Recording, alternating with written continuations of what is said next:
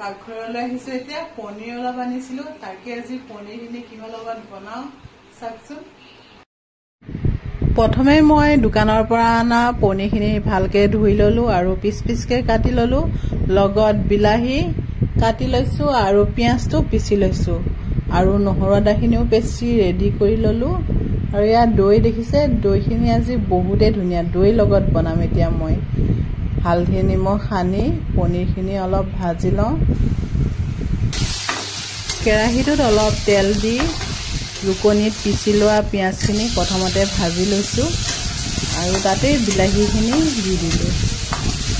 ৰুকনিত পিচি ল'লে মানে অলপ ডাঠ টাইপৰ হয়, সেইকাৰণে মই ৰুকনিতেই পিচি লওঁ।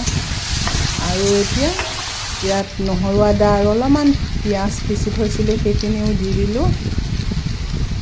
তাৰপিছত হালধি পাউডাৰ, জলকীয়া পাউডাৰ দি ধুনীয়াকৈ লৰাই দিলোঁ। আৰু ইয়াত গৰম মছলা দিম, বেলেগ মছলা মই ইউজ নকৰোঁ ইমান। গৰম মছলা দিলে ইয়াৰ গোন্ধটোও ভাল হয় আৰু খাবলৈও টেষ্টি হয়। ধুনীয়াকৈ গোটেইখিনি ভাজি হোৱাৰ পিছত এয়া কাষ্টাৰ্ড পাউডাৰ অলপ দিম, কাৰণ কাষ্টাৰ্ড পাউডাৰ দিলে তৰকাৰীখন অলপ ডাঠ হয়, সেইকাৰণে কাষ্টাৰ্ড পাউডাৰ এচামুচ মই ঠাণ্ডা পানীৰ লগত ঘুটি পেলাই দি দিলোঁ। এতিয়া তৰকাৰীখিনি উতলিব যিমান সিমানেই ডাঠ হৈ আহিব।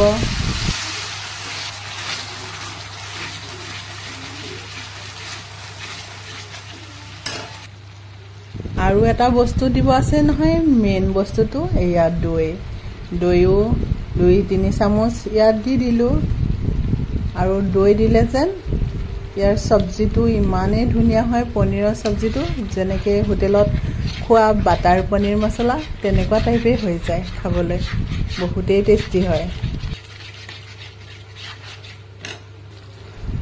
আৰু লাষ্টত মই নিমখ অলপ দি দিলোঁ, কাৰণ গোটেইখিনি হোৱাৰ পিছতে নিমখৰ পৰিমাণ কিমান লাগিব সেইটো গম পোৱা যায়, প্ৰথমতে নিমখ দিলে গম পোৱা নাযায়। আৰু শেষত পনীৰখিনি দি দিলোঁ আৰু এতিয়া ধুনীয়াকৈ অলপ সময় উতলিব দিম। ভালকৈ উতলাৰ পিছত মোৰ আজি পনীৰ ৰেডি হৈ যাব। এয়া শেষত কস্তুৰী মেথি দিলোঁ।